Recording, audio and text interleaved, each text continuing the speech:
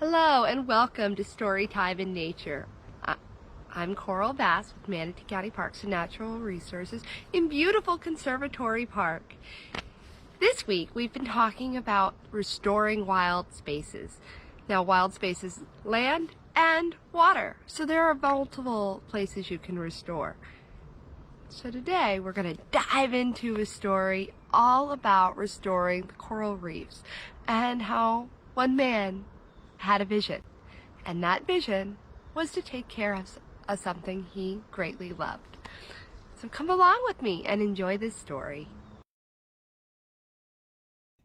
The Brilliant Deep, Rebuilding the World's Coral Reefs by Kate Messner and Matthew Forsythe.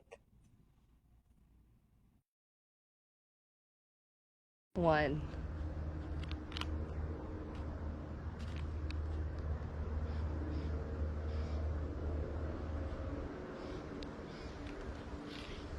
Look at that beautiful sea turtle, huh? And the coral sitting right there. One night, after a full moon, the corals begin to spawn, releasing first one, then millions of tiny lives until the waters swirl like a snow globe.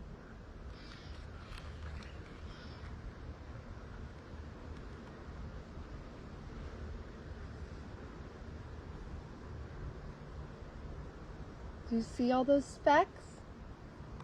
Specks of a baby coral.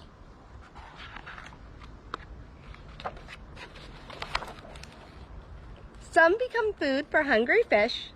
Some are washed into the deep sea. Some drift in the currents until they come to rest, not too deep on the ocean floor. Can you pretend you're drifting in the current? Rock back and forth. If one is lucky, it lands in a place where it can grow. This one will begin a coral reef.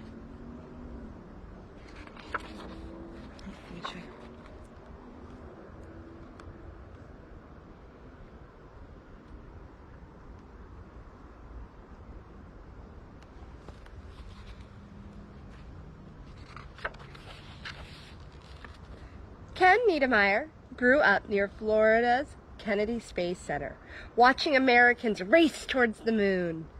Before men took off in rockets, Ken's father worked at NASA as an engineer. Ken watched his father's team send unmanned rockets, Little Joe, Redstone, Atlas, towards the stars. Men followed, Alan Shepard, John Glenn. It seemed like just about anything might be possible if you set your mind to it.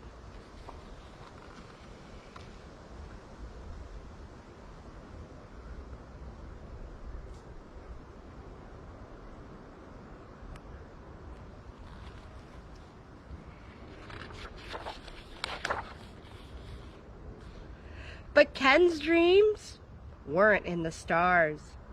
He loved the ocean. He and I are very similar that way. Do you love the ocean? Or do you love something else?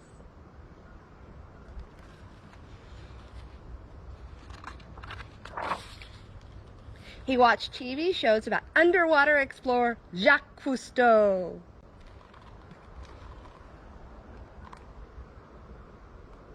Can you see Jacques?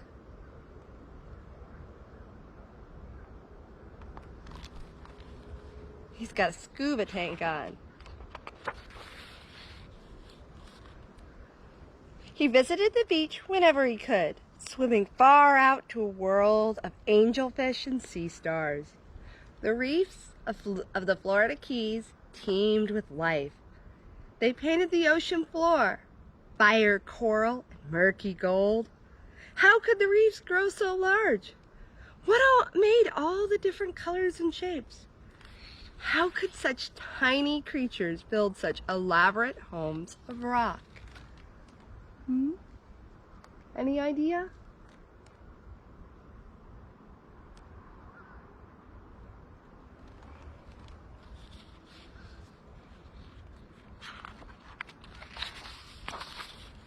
Ken learned to scuba dive and began collecting fish to keep and study at home.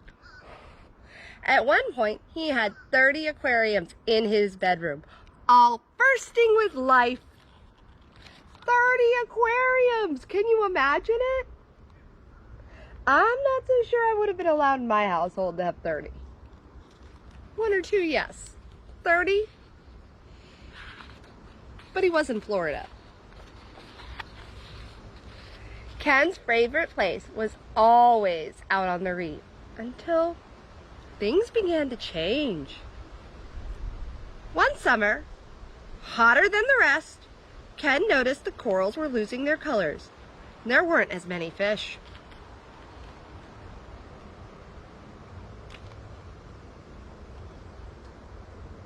Those vibrant colors he loved so much are gone.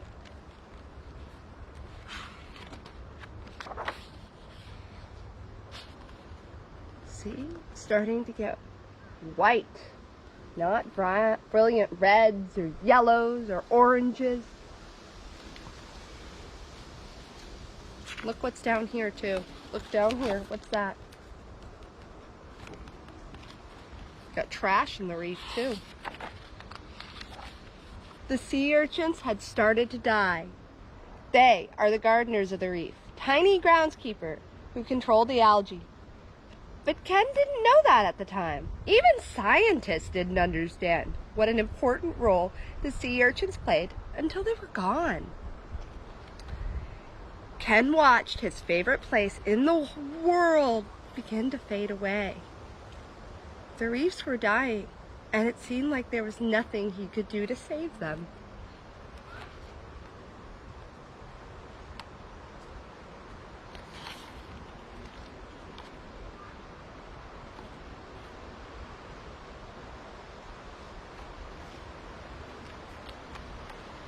See, this is a sea urchin, and this is what the shell of a sea urchin will look like.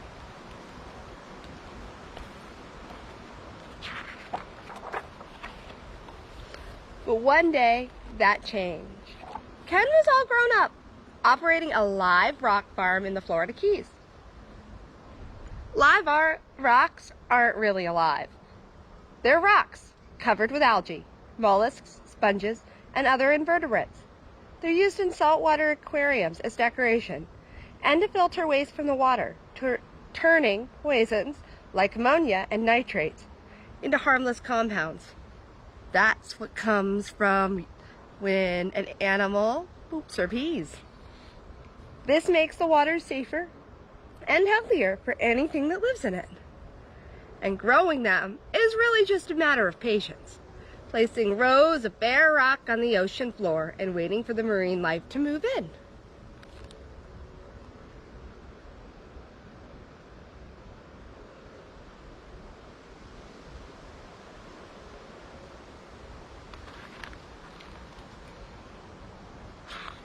Patience.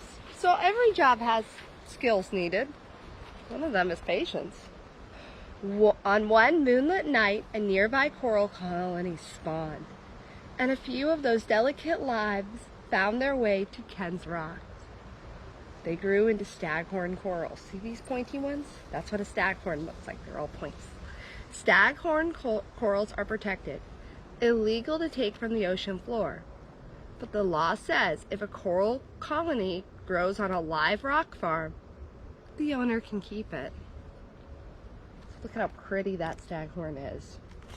Right? Super pretty. What do you think he's going to do with it?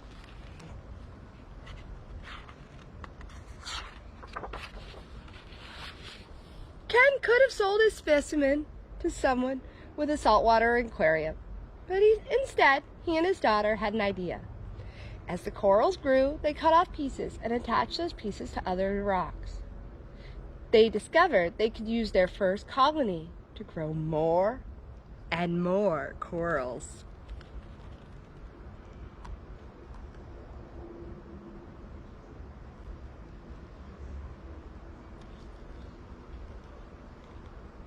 For someone who loves the ocean, this has got to be a great find. What would happen if someone grew a coral colony and then tried to plant it on a dying reef? Would it grow? Could that colony help rebuild the reef Ken loved? Could a reef come back to life? Ken made plans to go to the reef, where he'd loved diving as a kid, to find out. He selected his coral colonies, and he loaded his scuba gear and supplies, and set out for the reef.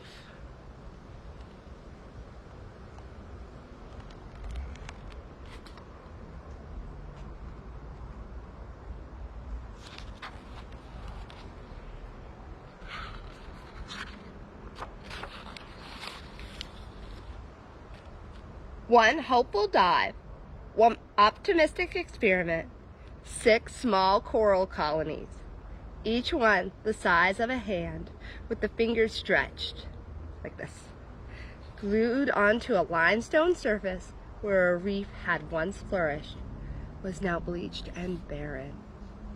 Would they grow?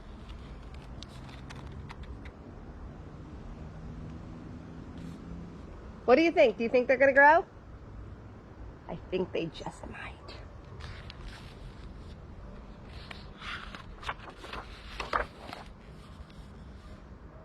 Ken and his friends came back to check on the coral colonies again and again. Each month, they had grown larger. It was too soon to say if the reef would fully recover, if the fish would return, but it was a beginning.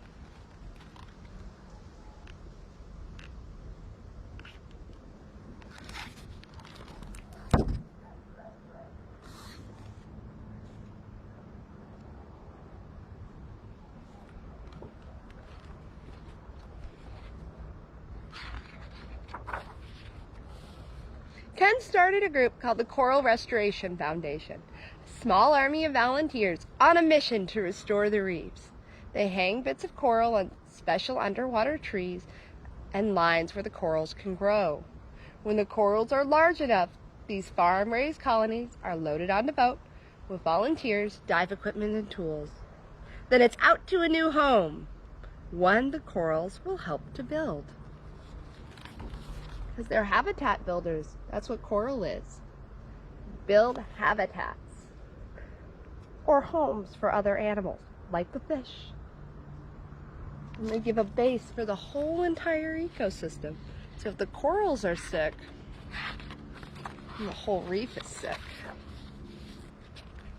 Volunteers take care with this homecoming. They search for just the right spot. A place where each coral colony can hold on once it's grown enough to attach to the reef on its own. Divers scrape off any algae. They use chipping hammers, scrape and banging to get the surface even and smooth.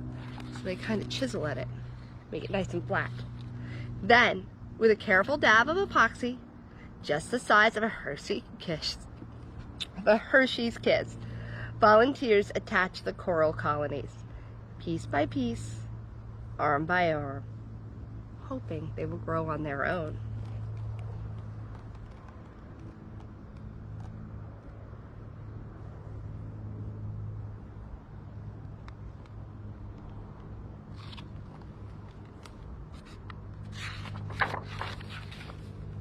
Today, the transplants are not only surviving, but also reproducing.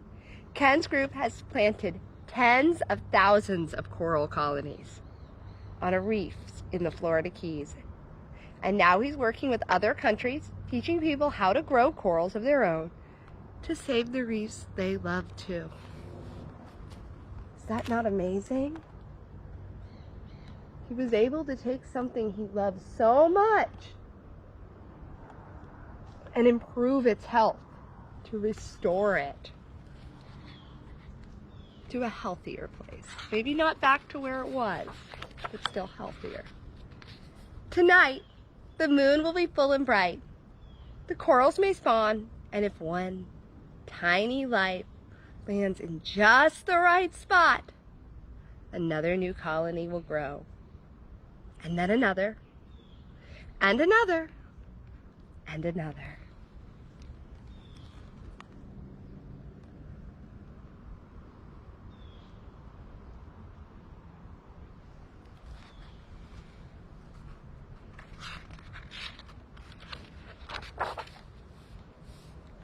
It starts with one.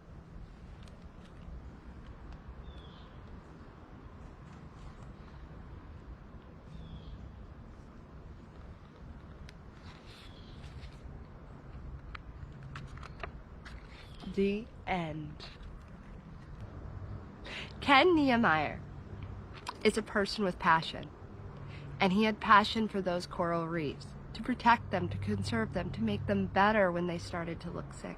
But how did he know that there was a problem? What did he see? Do you remember? Take a moment and think about it. First, he noticed that the beautiful, vibrant colors were gone, and it was starting to become white. And then he noticed the sea urchins were dying, and the fish were not there. And he started to notice these problems. And while Ken did not fix it immediately, he took time, and he took time, and he took heart, and he took ingenuity, and were able to realize when he had a situation he could help with. When that little staghorn coral showed up on his living rock, he didn't just sell it to the first person. No, he was able to turn around and replant it and produce thousands of new corals, plant thousands of new reefs. He was able to restore the land, which is incredible, absolutely incredible. And it only took one person. So while you're probably not going to be able to restore an entire coral reef, there are other things you can do. Can you think of anything? You can pick up trash when you go out to think that's an easy thing that anyone can do. You can plant a native tree in a new, nice area, in an area in your yard or something. Native plant. It doesn't even have to be a tree. It could be a beauty bush, or it could be beach sunflowers. It can be any of those. But plant something native for the wildlife to eat from, right? So while you can't do all of those things, you can do two small things. If you have any other ideas of ways you can help restore an area, let me know in the comments. I'm always interested to hear what you have to say. Thank you so much for joining us today here at Conservatory Park. I hope to see you again sometime soon on one of our next adventures. Until then, bye-bye.